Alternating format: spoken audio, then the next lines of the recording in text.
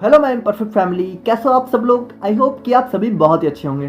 तो आज से हम लोग स्टार्ट कर रहे हैं अपने ह्यूमन एनाटॉमी एंड फिजियोलॉजी की यूनिट 2, जिसमें आज हम लोग बात करेंगे अपने इंटीगुमेंट्री सिस्टम के बारे में। और इस हफ्ते हम लोग कोशिश करेंगे कि एचएपी और इनऑर्गेनिक केमिस्ट्री दोनों ही सब्जेक्ट की यूनिट 2 को यहाँ पे कंप्लीट कर सके। और नेक्स्ट वीक से प्रॉबेबली हम लोग जो है फार्मास्यूटिकल एनालिसिस को स्टार्ट करेंगे। तो आप लोग कॉपी और पेन लेके बैठ जाइए और हम लोग अपना आज का लेक्चर स्टार्ट करते हैं। तो बात करें हम लोग यहाँ पे इंटीगुमेंट्री सिस्टम के बारे में, तो ये जो हमारा इंटीगुमेंट्री वर्ड होता है, इसका मतलब होता है कवरिंग, ठीक है। यानी कि आउटर कवरिंग आप लोग कह सकते हो, किसी चीज़ को कवर करना। तो जो हमारा इंटीगुमेंट्री सिस्टम है, इसके अंदर बेसिकली हमारा स्किन आता है, हेयर्स आता है, नेल्स आता है और स्किन ग्लैंड्स आते हैं। तो आप लोग को पता है कि स्किन हमारी पूरी की पूरी बॉडी की आउटर कवरिंग होती है, ठीक है। हमारी पूरी की पूरी बॉडी स्किन से ही तो कवर है। आप लोग जहाँ भी देख रहे हो, ठीक है, आप लोग को बाहर से जो भी चीज़ दिखती है बॉडी के ऊपर, वो स्किन ही है, ठीक है। तो सबसे पहले क्या करती है, स्किन हमारी बॉडी को कवर करने का काम करती है। और इसीलिए इसको हम लोग जो है इंटीगुमेंट्री सिस्टम के अंदर स्टडी करते हैं। अब डर्मेटोलॉजी हमारी वो ब्रांच होती है जिसमें हम लोग जो है इंटीगुमेंट्री सिस्टम के बारे में स्टडी करते हैं, और उनसे रिलेटेड जो भी ट्रीटमेंट होता है, जो भी डिजीज होती है, बीमारियाँ होती हैं, उन सबको भी हम लोग जो है डर्मेटोलॉजी के अंदर स्टडी करते हैं। अब यार देखो, यहाँ पे जो हमारा इंटीगुमेंट्री सिस्टम है, यहाँ से एग्जाम में सिर्फ एक क्वेश्चन पूछा जाता है कि structure and function of skin. अब ये क्वेश्चन या तो 7 नंबर में या तो 10 नंबर में भी पूछ लिया जाता है। और उसके बाद यहाँ पे कुछ शॉर्ट क्वेश्चन यहाँ पे मतलब इसी टॉपिक से बनते हैं, ठीक है।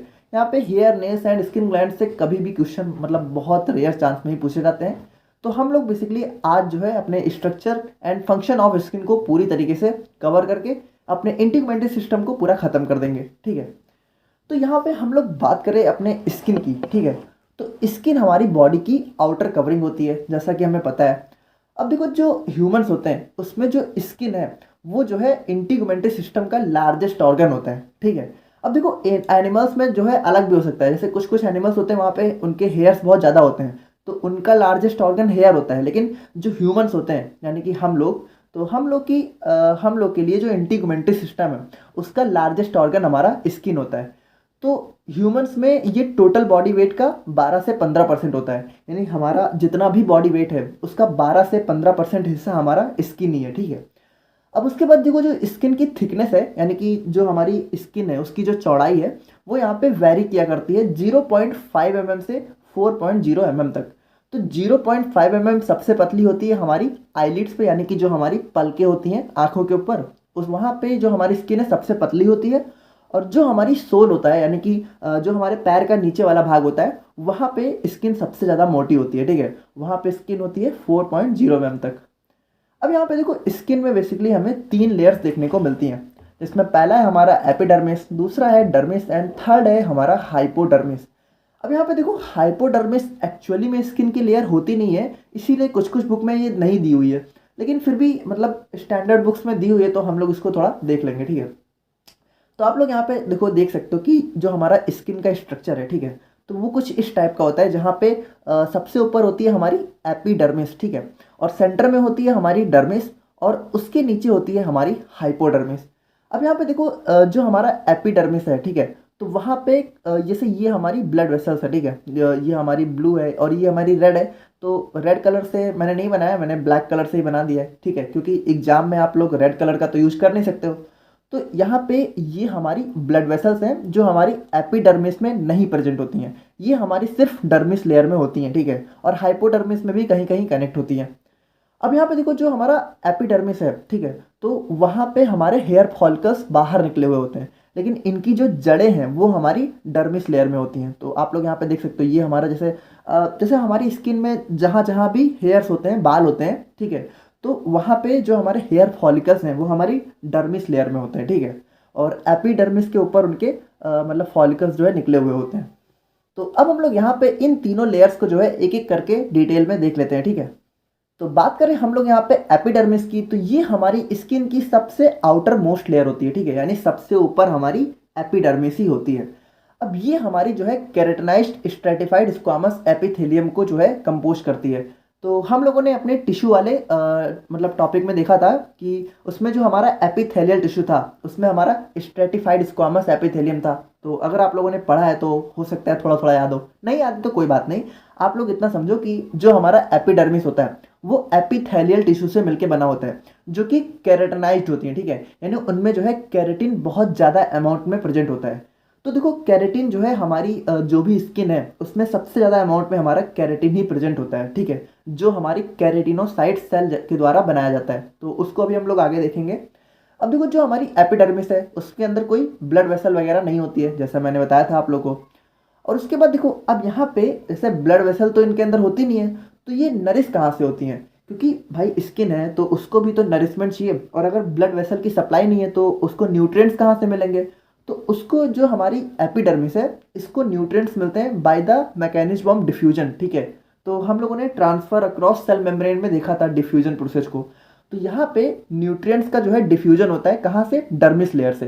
देखो डर्मिस में तो हमारी ब्लड वेसल होती ही हैं, तो डर्मिस से डिफ्यूजन होके हमारी एपिडर्मिस तक न्यूट्रिएंट्स पहुंचते हैं, ठीक है। अब एपिडर्मिस के अंदर हमें 4 मेजर टाइप की सेल देखने को मिलती है, ठीक है। यानी एपिडर्मिस जो हमारी लेयर है उसके अंदर हमें जो है 4 टाइप की सेल्स जो है देखने को मिलती हैं, जिसमें पहला है हमारा कैरेटिनोसाइट्स, दूसरा है मेलेनोसाइट्स, थर्ड है हमारा लैंगरहंस सेल्स, और फोर्थ है हमारा मर्कल सेल्स, ठीक है। तो इनके बारे में हम लोग थोड़ा थोड़ा देख लेते हैं, ठीक है। तो यहाँ पे बात करें हम लोग जो है कैरेटिनोसाइट्स की। देखो आप लोग ये मत सोचो कि बहुत ही लंबा है। देखो भले ही टॉपिक जो है थोड़ा लेंदी है, बट आप लोग ये भी तो देखो कितना इजी है। आप लोग एक बार मतलब नोट्स को पढ़ के देखा करो। आप लोग को अगर एक भी वर्ड टफ लगे तो आप लोग बताना, बहुत इजी है, ठीक है। बस यहाँ पे थोड़ा लेंदी है क्योंकि हमारा एचएपी जो है टॉपिक तो लेंदी है, बट मैंने कोशिश की है कि लैंग्वेज बहुत ही ईजी हो, ठीक है। अब यहाँ पे जैसे हमारा कैरेटिनोसाइट्स है, तो इसके अंदर जो है, तो जो हमारा एपिडर्मिस लेयर होता है तो उसके अंदर जितनी भी सेल होती हैं तो 90% हमारी कैरेटिनोसाइट्स होती हैं। तो मैंने आप लोग को बताया था इसीलिए, क्योंकि ये जो कैरेटिनोसाइट्स है ये क्या प्रोड्यूस करता है? कैरेटिन। और इसीलिए हमारी जो स्किन है उसमें सबसे ज़्यादा अमाउंट में कैरेटिन प्रेजेंट होता है।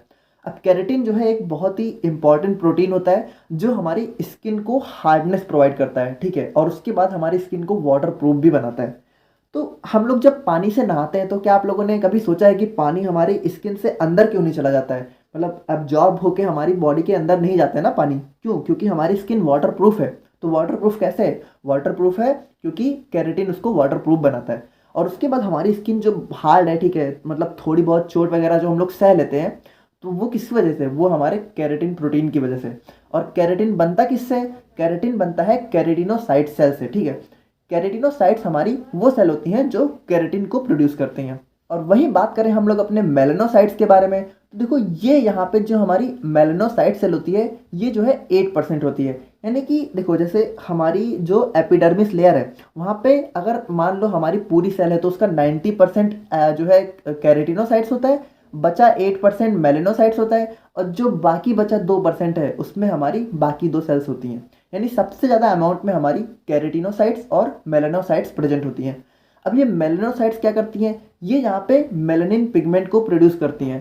तो आप लोगों ने अगर सुन रखा हो तो बहुत अच्छी बात है, बाकी नहीं पता तो जान लो कि मेलानिन हमारा येलोइश टू ब्राउनिश पिगमेंट होता है जो हमारे स्किन के कलर में कंट्रीब्यूट करता है। यानी हमारी बॉडी का जो भी कलर है, ठीक है, तो वो हमारे मेलानिन पिगमेंट की वजह से ही आता है। जिनके अंदर मेलानिन पिगमेंट थोड़ा ज़्यादा हो जाता है उनका स्किन कलर थोड़ा डार्क हो जाता है, और जिनके अंदर ये कम रहता है उनका स्किन कलर थोड़ा लाइट रहता है। अब देखो जो हमारा मेलानिन पिगमेंट है वो हमारा जो है हमारी स्किन को यूवी लाइट से प्रोटेक्ट करने का भी काम करता है। अब बात करें हम लोग यहाँ पे लैंगरहन सेल्स की, तो ये हमारी बॉडी के रेड बोन मैरो से अराइज होती हैं, ठीक है, और उसके बाद हमारी बॉडी के इम्यून रिस्पॉन्स में पार्टिसिपेट करती हैं, ठीक है। यानी हमारी बॉडी का जो इम्यून सिस्टम होता है तो उसमें ये पार्टिसिपेट करती हैं और हमारी स्किन को जो है बैक्टीरिया और वायरस से प्रोटेक्ट करती हैं, ठीक है। यानी कि अगर कोई बैक्टीरिया वायरस हमारी स्किन में मतलब अटैक करने की कोशिश करता है तो उससे प्रोटेक्ट करने का काम हमारी लैंगरहन सेल्स करती हैं। और वहीं पे बात करें हम लोग फाइनली मर्कल सेल्स के बारे में, तो ये हमारी एक स्पेशलाइज्ड सेल होती हैं जो कि रिसीव करती हैं sensation of touch, pain, temperature, hot, cold, सब कुछ।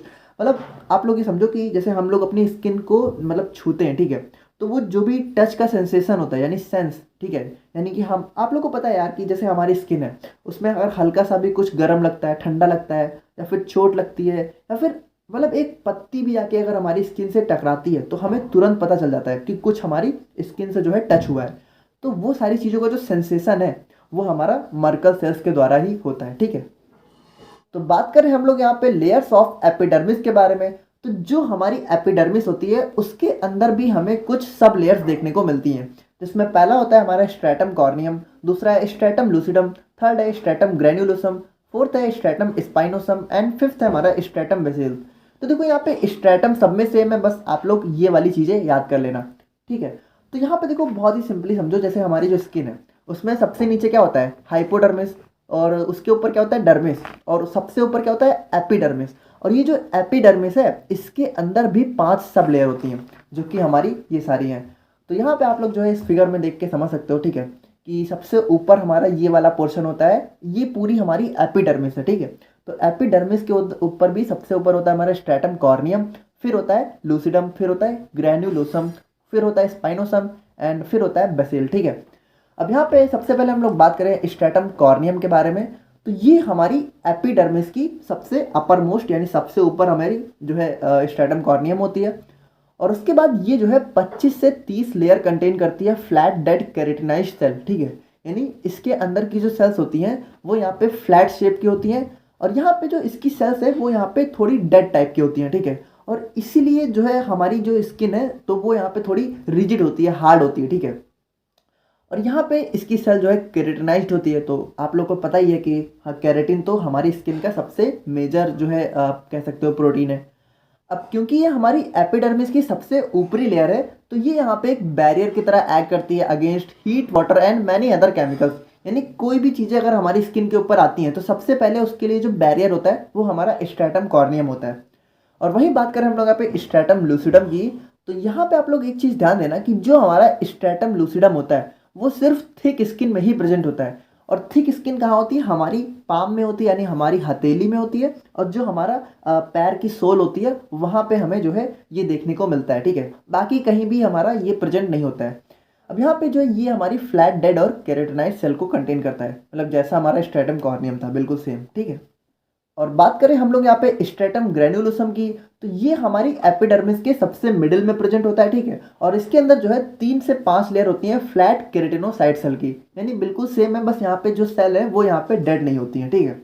अब यहाँ पे जो हमारा स्ट्रेटम स्पाइनोसम है तो ये हमारी स्ट्रेटम बेसेल यानी कि जो हमारा एपिडर्मिस का सबसे नीचे वाला लेयर होता है उसके ऊपर प्रेजेंट होती है, और इसके अंदर जो है 8 से 10 लेयर होती है केरेटिनोसाइट सेल की। अब यहाँ पे बात करें हम लोग स्ट्रेटम बेसिल की, तो ये हमारी इस एपिडर्मिस के सबसे डीपेस्ट लेयर होती है। और ये यहाँ पे क्या करती है, ये जो हमारा एपिडर्मिस है और डर्मिस है, ठीक है, एपिडर्मिस के नीचे क्या होता है, डर्मिस, तो उन दोनों के बीच में स्ट्रांग बॉन्ड बनाने का काम करती है। और उसके बाद जो हमारे फिंगरप्रिंट्स होते हैं उनके फॉर्मेशन में भी हमारा स्ट्रेटम बेसेल हेल्प करता है, ठीक है। तो यार आप लोग को पता है कि हमारी सबसे बड़ी पहचान हमारे फिंगरप्रिंट्स होते हैं, और उनकी फॉर्मेशन में हेल्प करने का काम हमारा स्ट्रेटम बेसेल करता है, ठीक है। और अब बात करें हम लोग यहाँ पे डर्मिस की, तो ये हमारी स्किन की सेकेंड डीपर लेयर होती है, ठीक है। और ये यहाँ पे मेनली कनेक्टिव टिश्यू को कंसिस्ट करती है। देखो एपिडर्मिस में क्या था, एपिथेलियल टिश्यू, और डर्मिस में क्या है, कनेक्टिव टिश्यू, तो आप लोग इसको याद रखना, ठीक है। अब यहाँ पे जो हमारी डर्मिस लेयर होता है उसके अंदर जो है ब्लड वेसल भी होता है, ग्लैंड्स भी होते हैं, ठीक है, हेयर फॉलिकल्स भी होते हैं, नर्व एंडिंग्स भी होती है, ठीक है। यानी सब कुछ हमारी डर्मिस लेयर में देखने को मिलता है। अब यहाँ पे डर्मिस लेयर को हम लोग जो है 2 सब लेयर में डिवाइड कर सकते हैं, जिसमें पहला है हमारा पैपिलरी लेयर एंड सेकंड है हमारा रेटिकुलर लेयर। तो देखो जो हमारा पैपिलरी लेयर है और जो हमारा रेटिकुलर लेयर है, तो देखो यहाँ पे जो पैपिलरी है इसके अंदर क्या होता है, लूज कनेक्टिव टिश्यू। तो कनेक्टिव टिश्यू में हम लोगों ने देखा था कि 2 टाइप के होते हैं, लूज और डेंस। तो यहाँ पे पैपिलरी में क्या है, लूज है, रेटिकुलर में क्या है, डेंस है, ठीक है, बस। अब यहाँ पे जो पैपिलरी लेयर है तो ये स्मॉल ब्लड वेसल में रिच होती है, यानी कि इनके अंदर बहुत सारा अमाउंट में स्मॉल ब्लड वेसल्स देखने को मिलती हैं। वहीं पे जो हमारा रेटिकुलर लेयर है तो इसके अंदर हमारी फैट सेल्स होती हैं, ब्लड वेसल होती है, ग्लैंड्स होते हैं, हेयर फॉलिकल्स होते हैं। यानी कि डर्मिस लेयर का जो भी मेजर चीज़ें होती हैं वो हमारी रेटिकुलर लेयर में ही होती हैं। यहाँ पे जो हमारी पैपिलरी लेयर है ये यहाँ पे नर्व एंडिंग्स को कंटेन करती है, ठीक है, जो क्या करते हैं, सेंसेशन को रिसीव करते हैं। यानी कि जो भी हमारा टच, पेन, हॉट, कोल्ड, इन सबका जो सेंसेशन होता है उसको रिसीव करने का काम हमारा जो है नर्व एंडिंग्स करते हैं। तो देखो इसको हम लोग जो है अपनी नर्वस सिस्टम में बहुत ही अच्छे से स्टडी करेंगे कि हमारा ये सब क्या होता है। बाकी अभी आप लोग थोड़ा शॉर्ट में समझ लो। यहाँ पे देखो जो हमारा रेटिकुलर लेयर है, क्योंकि ये डेंस कनेक्टिव टिश्यू को कंटेन करता है, तो इसीलिए ये क्या करता है, हमारी स्किन को जो है स्ट्रेंथ प्रोवाइड करने का काम करता है।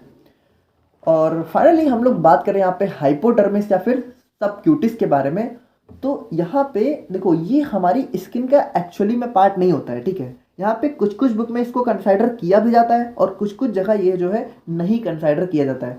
बट आप लोग थोड़ा सा मतलब समझ लो, यहाँ पे जो हमारा हाइपोडर्मिस है ये बेसिकली करता क्या है, ये जो हमारी स्किन है उसको बोन्स और मसल से अटैच करने का काम करता है।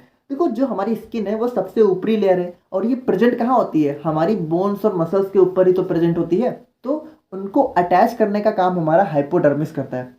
यहाँ पे देखो ये हमारे जो हाइपोडर्मिस होता है ये हमारी फैट की स्टोरेज में भी हेल्प करता है। तो अब बात करें हम लोग यहाँ पे फंक्शंस ऑफ स्किन की, तो स्किन हमारी बॉडी में बहुत ही मेजर फंक्शंस परफॉर्म करती है।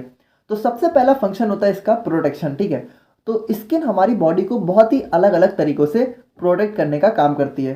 तो जो हमारा कैरेटिन प्रोटीन होता है, ठीक है, तो हम लोगों ने स्टार्टिंग में देखा था ये हमारा एक हार्ड टफ प्रोटीन होता है, जो कि हमारे जो भी अंडरलाइन टिश्यू होते हैं, यानी कि स्किन के अंदर नीचे हमारे जो भी टिश्यू है, ठीक है, तो उनको यहाँ पे बैक्टीरिया, वायरस और हीट और अदर केमिकल से प्रोटेक्ट करने का काम करता है। और उसी तरीके से जो हमारा मेलानिन पिगमेंट होता है वो हम लोगों ने देखा था कि हमें जो है यूवी रेज से प्रोटेक्ट करने का काम करता है। और उसी तरह बात करें हम लोग यहाँ पे सेकेंड फंक्शन की, तो अब देखो हमारी जो भी दवाएं होती हैं, जैसे हमारा लोशन हो गया, जेल हो गया, ऑइंटमेंट्स हो गया, तो ये हमारी बॉडी से अंदर एब्जॉर्ब कैसे होती है, एब्जॉर्ब होती है हमारी स्किन के थ्रू, ठीक है। तो स्किन हमारा जो है एब्जॉर्प्शन में भी एक बहुत ही मेजर रोल प्ले करता है। और उसके बाद हमारा जो बॉडी का टेम्परेचर होता है उसको रेगुलेट यानी कि उसको मैनेज करने में हमारा स्किन बहुत ही ज़्यादा इंपॉर्टेंट रोल प्ले करता है। अब यहाँ पे देखो जैसे जब हम लोग बहुत ज़्यादा हम लोग को गर्मी वगैरह लगती है, गर्मी के मौसम में तो हमें जो है क्या होता है, पसीना निकलता है, ठीक है। तो वहाँ पे होता क्या है कि जब हमें बहुत ज़्यादा गर्मी निकलती है तो हमारा बॉडी का टेम्परेचर बहुत बढ़ जाता है, ठीक है। तो हमारी बॉडी का जो एक नॉर्मल टेम्परेचर है वो कितना होता है, 37 डिग्री सेल्सियस। तो जब इससे हमारा टेम्परेचर बढ़ जाता है तो हमारी स्किन क्या करती है, स्वेट ग्लैंड्स के थ्रू जो है स्वेट को रिलीज करती है और उसकी वजह से क्या होता है, हमारी बॉडी जो है दोबारा से कूल हो जाती है। और उसी तरीके से जब हमारी स्किन का टेम्परेचर बहुत ज़्यादा राइज कर जाता है तो उसको कूलिंग करने के लिए हमारी ब्लड वेसल्स जो है डायलेट्स हो जाती हैं। डायलेट्स का मतलब क्या होता है, ब्लड वेसल यहाँ पे थोड़ा साइज उनका बढ़ जाता है, ठीक है। तो बिल्कुल ऐसे समझो जैसे हमारा ये ब्लड वेसल है, ठीक है, ये हमारा नॉर्मल ब्लड वेसल है। तो यहाँ पे जब हमारा स्किन में बहुत ज़्यादा मतलब गर्मी वगैरह होती है, ठीक है, टेम्परेचर बढ़ जाता है तो ये थोड़ी सी मतलब बढ़ जाती है, साइज इनका बड़ा हो जाता है। तो उसकी वजह से क्या होता है कि ब्लड जो है बहुत ही धीरे धीरे फ्लो करने लगता है, ठीक है। मतलब देखो जैसे टाइड है, ठीक है, तो ब्लड यहाँ पे तेज से फ्लो करेगा और अगर हमारे ब्लड वेसल का साइज यहाँ पे बढ़ गया तो ब्लड जो है थोड़ा स्लोली स्लोली फ्लो करेगा। तो उसकी वजह से क्या होगा कि हमारी बॉडी जो है कूल होने लगेगी। और उसी तरीके से जब हमें हमारा बॉडी का टेम्परेचर फॉल करता है, यानी कि हमें जब ठंड वगैरह लगती है तो हमारी ब्लड वेसल कॉन्ट्रैक्ट हो जाती हैं, यानी कि अब हमारी ब्लड वेसल क्या होगी, अगर हमें जो है ठंडी लग रही है और हमारी स्किन को गर्मी चाहिए तो हमारी ब्लड वेसल जो है यहाँ पे कॉन्ट्रैक्ट हो जाएंगे, यानी सिकुड़ जाएंगी, यानी और पतली हो जाएंगी। और जिसकी वजह से क्या होगा, हमारा जो ब्लड है वो और तेज़ी से फ्लो करने लगेगा। देखो इसको आप लोग बहुत ही सिंपली समझो, जैसे आप लोगों ने कभी अगर ट्राई किया हो कि जो हमारे पानी का पाइप वगैरह होता है तो हम लोग जब उसमें अपने अंगूठी से प्रेशर देते हैं तो वो पानी जो है और तेज़ी से अब बाहर निकलता है ना। तो उसी तरीके से यहाँ पे ये मैकेनिज्म काम करता है। और उसी तरीके से बात करें हम लोग यहाँ पे सिक्रीशन की, तो जो हमारी स्किन होती है, ठीक है, तो वो यहाँ पे अपने अंदर से बहुत सारी चीज़ों को सेक्रेट करती है, जैसे स्वेट ग्लैंड्स के थ्रू ये जो है जो भी एक्स्ट्रा अमाउंट ऑफ सॉल्ट होता है, ठीक है, और जो भी यहाँ पे वेस्ट वगैरह होते हैं तो उनको यहाँ पे स्वेट ग्लैंड से जो है स्वेट यानी पसीने के फॉर्म में सिक्रीट करने का काम करती है। और उसके बाद जो हमारा सेबेसियस ग्लैंड होता है वो यहाँ पे सीबम को प्रोड्यूस करने का काम करता है, जो हमारी बॉडी को डिहाइड्रेशन से बचाता है, ठीक है। तो डिहाइड्रेशन हमारा फार्मास्यूटिकल इनऑर्गेनिक केमिस्ट्री में आने वाला टॉपिक है, तो वहाँ पे हम लोग इसको समझेंगे। डिहाइड्रेशन में क्या होता है, बेसिकली हमारी बॉडी में वाटर की यानी पानी की कमी हो जाती है, ठीक है। और फाइनली हम लोग बात करें यहाँ पे लास्ट फंक्शन के बारे में, तो ये होता है हमारा सेंसेशन। तो हम लोगों ने बहुत ही अच्छे से देख ही लिया है कि हमारी बॉडी के अंदर जितने भी सेंस वगैरह का काम होता है वो हमारी स्किन ही करती है, ठीक है। तो स्किन के अंदर बेसिकली जो है बहुत सारी नर्व एंडिंग्स होती हैं जो कि सेंसरी रिसेप्टर की तरह काम करती हैं, और ये जो है touch, heat, cold, pain, pressure जितना भी होता है सबको सेंस करने का काम हमारा जो है स्किन करती है। तो आज की वीडियो में हमारा इंटीग्यूमेंट्री सिस्टम कंप्लीट हो चुका है, ठीक है। और नेक्स्ट वीडियो में हम लोग बात करेंगे अपने स्केलेटल सिस्टम के बारे में। बाकी अगर कोई डाउट है तो आप लोग कमेंट करके बताना। बाकी मिलते हैं नेक्स्ट वीडियो में। Thank you so much.